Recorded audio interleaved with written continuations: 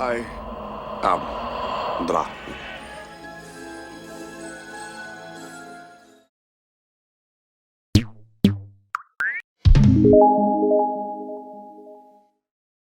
More than 30 years after its initial release, Bram Stoker's Dracula has evolved into a monstrously high-camp spectacle. While I highly doubt that was what director Francis Ford Coppola was going for, it certainly still made for an enjoyable enough viewing experience here in 2023. The cold open of the film gives way to theatrics almost immediately as Gary Oldman's Dracula goes to war as a Transylvanian knight. Though he manages to defeat the enemy, his bride-to-be 𝐒𝐿izabetha, played by Winona Ryder, receives false news of his death, and in full Romeo and Juliet fashion, she kills herself. In his utter despair over her death, Dracula enacts a gory nightmare on Elm Street-esque deal with the devil to become the immortal vampire that we know him as.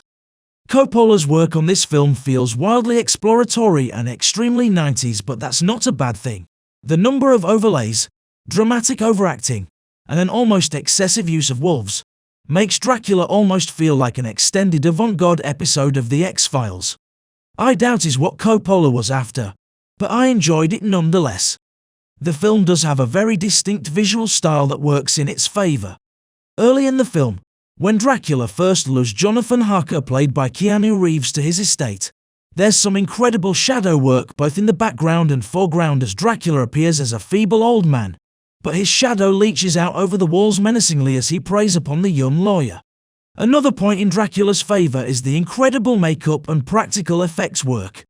Coppola refused to use any CGI, and the resulting artistry is truly impressive. Gary Oldman in particular is featured in a wide range of different looks, as Dracula takes on different forms as both man and beast. The makeup for the aged version of Dracula that Keanu Reeves interacts with is so effective that it's almost difficult to believe the same actor plays the young handsome version of Dracula that later meets and seduces a wide-eyed Mina Harker, played by Winona Ryder. We also see two even more horrifying versions of the character, both in the wolf-like beast that seduces Lucy, played by Sadie Frost, and the winged monster that emerges to defend Mina after she decides to be with him forever. Coppola's highly artistic visual style combined with Eiko Ishioka's Academy Award-winning costume design gives the film an overwhelming sense of gothic romance. While some performances in the film venture into overacting at times, including the central trio, Ryder, Oldman, and Reeves also give the film a very anguished, almost Shakespearean level of tragic romantic tension. In Coppola and writer James V. Hott's version of this story, Dracula's long-lost love 𝐒𝐿izabetha has been reincarnated in Mina Harker, rather than just sharing her appearance. While both Mina and Jonathan have fairly intense relationships with Dracula himself, in this version of the story, the relationship between the Harkers is extremely lacking. Young lovers Mina and Jonathan spend most of the film separated from one another, which is exactly what Dracula wants, as his ultimate goal is to steal Mina away and make her his own. The most intimate moment that we see between Mina and Jonathan comes at the very end of their relationship, as he leaves her alive and alone to finalize Dracula's death herself. Because we don't see very much of the young couple's backstory, it's not all that alarming when Mina is easily seduced by and ready to devote her entire life to the Count after he awakens her memories of their long-lost love. While this makes it very obvious which of the film's romances you're intended to root for, I feel like the conclusion might have been more satisfying if there was a stronger sense of difficulty in the choice Mina has to make between her two lovers. Bram Stoker's Dracula is also drenched in queer themes, and at the same time, it upholds several outdated tropes present throughout the history of horror, most of which reflect societal fears of the time. Depending on how you look at it, Dracula's relationship with Jonathan Harker is particularly dualistic, as it is both combative and possessive. The scene in which Dracula helps Jonathan shave is particularly intimate, and it's immediately followed up by Jonathan falling into bed with three of Dracula's wives. Jonathan's seduction is a strange mix of fear and eroticism, as he falls prey to these women in every sense of the word. Shortly afterward, a Dracula-induced storm appears to encourage Mina and Lucy to explore their sexualities with one another, following Lucy's agreement to a proposal and Mina's latest "everything is fine" letter from Jonathan. At the end of both of these scenes, Dracula lures away his brides and then does the same with Lucy, leaving both Jonathan and Mina to witness his carnal horrors in different ways.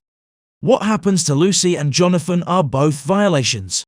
However, instead of both characters being treated as victims, Lucy is swiftly punished and ultimately killed.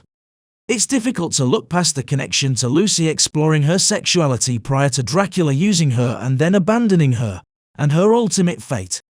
Because Lucy is openly sexual, Dracula takes that as carte blanche to use her as he pleases. It's also the reason that Van Helsing, played by Anthony Hopkins, and Harker, along with Lucy's trio of admirers, later justify brutally killing her instead of making any further attempts to save her after she's turned into a vampire. While Mina does make it through to the end of this story, both women pay a steep price for exploring their sexuality.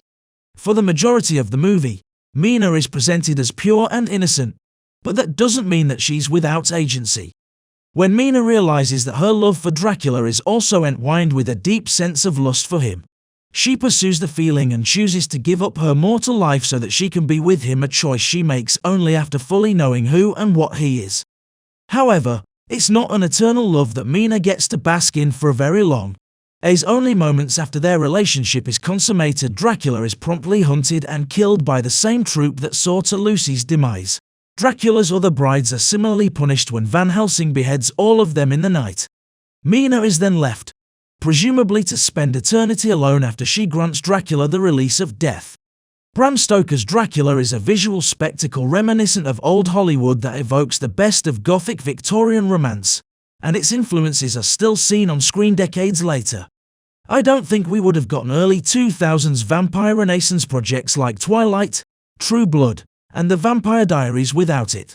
At the same time, the film feels extremely dated.